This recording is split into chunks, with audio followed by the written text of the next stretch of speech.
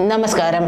കർണാടകയിലെ ഷിരൂരിലുണ്ടായ മണ്ണിടിച്ചിലിൽ കോഴിക്കോട് സ്വദേശിയായ അർജുനെ കാണാതായത് ജൂലൈ 16-നാണ്.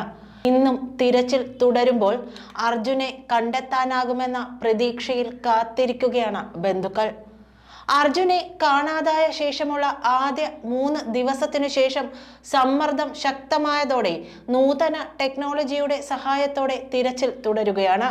ദുരന്തങ്ങളുടെ വ്യാപ്തി, പ്രത്യേക സാഹചര്യങ്ങളെ ആശ്രയിച്ച് മണ്ണിടിച്ചിലിൽ കുടുങ്ങിയവരെ കണ്ടെത്തുന്നതിന് ഇന്ത്യൻ നാവികസേനയും കരസേനയും വ്യത്യസ്ത ഉപകരണങ്ങളാണ് ഉപയോഗിക്കുന്നത്. വാഹന കമ്പനി നൽകിയ GPS ഡാറ്റ ഉപയോഗിച്ചാണ് വാഹനം കുടുങ്ങിപ്പോയെന്ന് കരുതിയ സ്ഥലത്ത് ആദ്യം തിരച്ചിൽ ആരംഭിച്ചത്. ബെൻസ് ട്രക്കുകൾ, കമാൻഡ് നാവിഗേഷൻ അല്ലെങ്കിൽ MBUX നാവിഗേഷൻ പോലുള്ള ബിൽറ്റ് ഇൻ നാവിഗേഷൻ സംവിധാനങ്ങൾ ഉൾക്കൊള്ളുന്നുണ്ട്. പഴയ മോഡലുകൾക്ക് ചിലപ്പോൾ ബിൽറ്റ് ഇൻ നാവിഗേഷൻ ഇല്ല. അതിനാൽ പോർട്ടബിൾ GPS ഉപകരണങ്ങളെ ആശ്രയിക്കുകയാണ് ചെയ്യുക. കമ്പനി നൽകിയ വിവരങ്ങളുടെ അടിസ്ഥാനത്തിൽ ഭൂമിയുടെ ഉപരിതലത്തിന് താഴെയുള്ള ചിത്രങ്ങൾ പകർത്താൻ റേഡിയോ തരംഗങ്ങൾ ഉപയോഗിക്കുന്ന ജിയോഫിസിക്കൽ ലൊക്കേഷൻ രീതിയായ GPR ഗ്രൗണ്ട് പെനട്രേറ്റിംഗ് റഡാർ ഉപയോഗിച്ചാണ് ആദ്യം അന്വേഷണം നടത്തിയത്. ദക്ഷിണ കന്നഡ ജില്ലയിലെ സൂരത്കലിലുള്ള നാഷണൽ ഇൻസ്റ്റിറ്റ്യൂട്ട് ഓഫ് ടെക്നോളജി NIT-യിൽ നിന്നുള്ള 4 വിദഗ്ധ സംഘങ്ങളാണ് എത്തിയത്. ഗ്രൗണ്ട് പെനട്രേറ്റിംഗ് റഡാർ GPR എന്താണെന്ന് നോക്കാം. കഠിനമായ പരിസ്ഥിതികളിൽ ഉപയോഗിക്കാനാകുമെന്ന അകുല 900C ഗ്രൗണ്ട് പെനട്രേറ്റിംഗ് റഡാറാണ് സംഘം ഉപയോഗിച്ചത്. GPR ഹൈ ഫ്രീക്വൻസി റേഡിയോ തരംഗങ്ങൾ ഈ റഡാർ ഉപയോഗിക്കുന്നുണ്ട്. സാധാരണയായി 10 MHz മുതൽ 2.6 GHz വരെയാണ്. ഒരു GPR ട്രാൻസ്മിറ്ററും ആന്റിനയും ഭൂമിയിലേക്ക് വൈദ്യുത കാന്തിക ഊർജം പുറപ്പെടുവിക്കുകയാണ് ചെയ്യുക.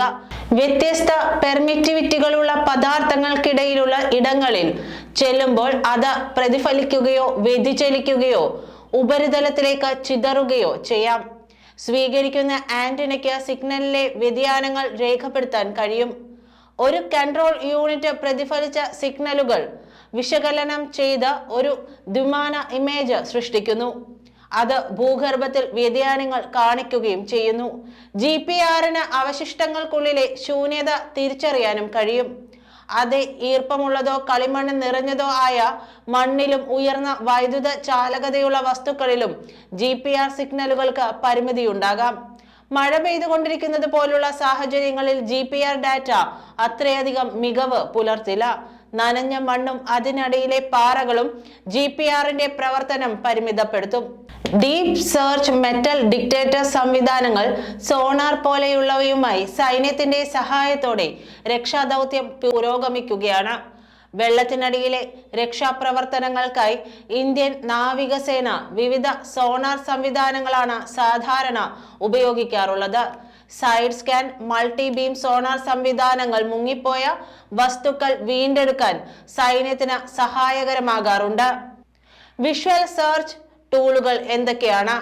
തെർമൽ ഇമേജിംഗ് ക്യാമറകൾ മനുഷ്യ രക്ഷകർക്ക് പ്രവേശിക്കാൻ കഴിയാത്തത്ര അപകടകരമായ പ്രദേശങ്ങളിൽ അതിജീവിച്ചവരെ തിരയാൻ ഉപയോഗിക്കാൻ സാധിക്കും.